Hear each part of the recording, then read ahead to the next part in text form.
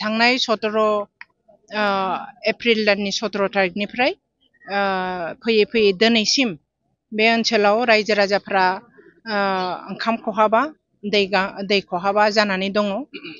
खारन प्रमद बर' सरकारा इतिमध्ये बे ओनसोलनि गोबां रायजोआ लोब्बा लाखिनानै संसार जानायनि हा हु बिथांमोननि मोनथायखौ अधिकारखौ बन्चित खालामनो नागिरदों।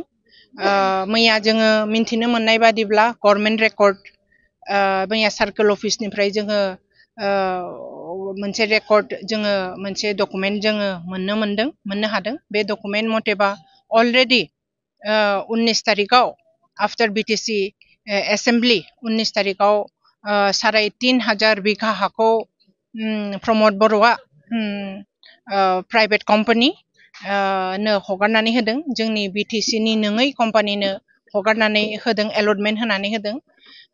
दा बेनि थाखाय आङो दिनै रायजो राजाफ्रा जिहेतु बे हाखौ कुनु पद्धै होनो हाया, बे हायाव जोंहा भबिष्यत दङ, बे हायाव जोंहा मोनथाय दङ, जोंनि अधिकार दङ। 2003 नि सुक्ति मथे बे हानि कमप्लिट बिगोमाया जों रायजो राजा। जों बाहाय आबाद खेथि इत्यादि खालामनानै बे ओनसोलनि हाग्राखौ बेंनानै जोङो रायजो जानो मोननायनि अधिकार जोंहा दङ।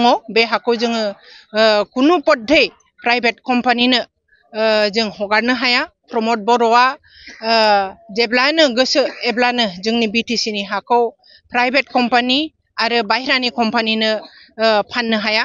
हाजार बिघा फाननो जाहाथे दावगायथों बेखौ जों बिथांमोनहा हसिख्रावनायनि जरियते हुसियार खालामगासिनो दं, आन्दलन खालामगासिनो दङ। बे आन्दलनखौ खबर लाफानो आं फैदों। जोबोद आनफर्चुनेट 3,500 हाखौ प्रमद बर'आ अलरेडि एलटमेन्ट होनानै होदों। बियो जोबोद दुखुनांथाव आरो जोंनि बिटिसि बासि रायजोनि थाखाय जोबोद गोख्रोंथाव। दिनै बे जाथाया खालि जोंनि पर्बतजरानि फाग्लिजरा ओनसोलावल' जागोन होननानै जोङो माबा खालामा। बे हाया बेबादि जाथाया भबिष्यते सारा बिटिसि खौ फाननानै जानायनि टेन्डेन्सि हिसाबै थांगासिनो दङ, लानानै थांगासिनो दङ। बहुद आनफर्चुनेट। जाहाथे बेनो लास्ट आरो फार्स्ट जाथों, बेनि बादै आरो बेनि उनाव जाहाथे बेबादि खामानि रायजोनि बिरोधि आरो जोंनि बिटिसि खौ फाननानै जानायनि खामानि जाहाथे प्रमदआ आगान सुरनो दाहाथों, बेनि थाखाय नैबे फाग्लिजरानि रायजो राजाफ्रा प्रमद बर'खौ सोंखारिदों।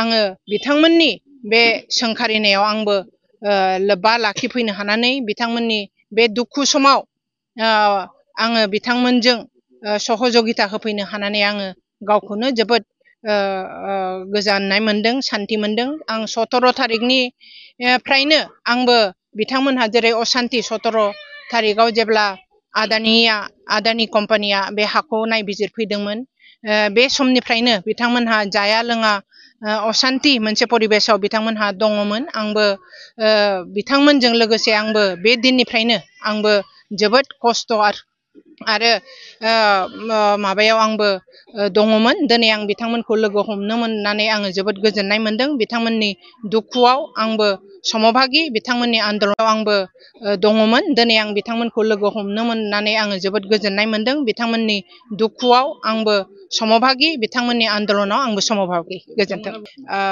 बेथ' मालाबाबो गनायथाव नङा। प्राइवेट कम्पानिनो हाजार हा होनानै जोंनो साख्रि होगोन होननानै बुंनाया नंखाय।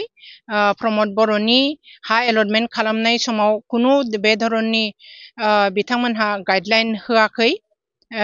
इतिमध्ये जोंहा बिटिसि आव बेबादि एखे धरननि power project, thermal power project जोंहा माबायाव दङ, मा होनोमोनलाय, सालाकाटियाव दङ रानिं थार्मेल पावार प्रजेक्ट। बे थार्मेल पावार प्रजेक्टआव 8,000टा पार्मानेन्ट साख्रियालफोरनि बिथोराव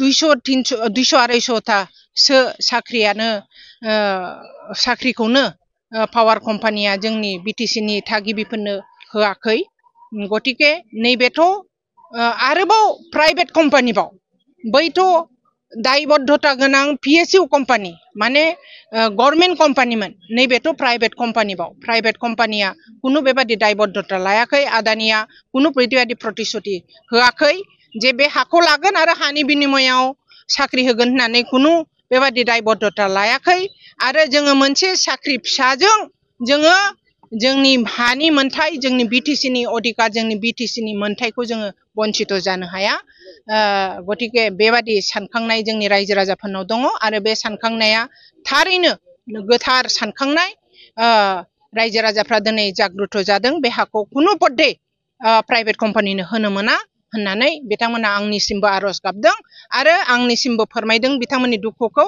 आरो बिथांमोननि दुखुआव आंबो समभागि रामदेबनो हा हगारनाया बाहाय सर्ब गासैखौबो लानानै साफ्रोमबो एमसिएलए बै समाव एमसिएलएफोरखौ लानानै सावरायलायनानै रामदेबनो एक हाजार बा 1000सो हा लिज आकाराव होनाय जाहैदोंमोन बेखौ एलटमेन्ट आकाराव होआखै फाननानै जायाखै रामदेब आरो श्री श्री रबिशंकरनो हाग्रामा महिलारिनि बिपिएफनि समाव हा होनाया बियो लिजआव होनाय जादों आरो बे लिजआव बेबो लिरनाय दङ जे जिकुनु टाइमाव जेब्लानो नांगौ जागोन बे हाखौ बे लिजआ टार्मिनेट खालामनो हागोन होननानै लिरनाय दंखायो प्रमद बर'आ दिनै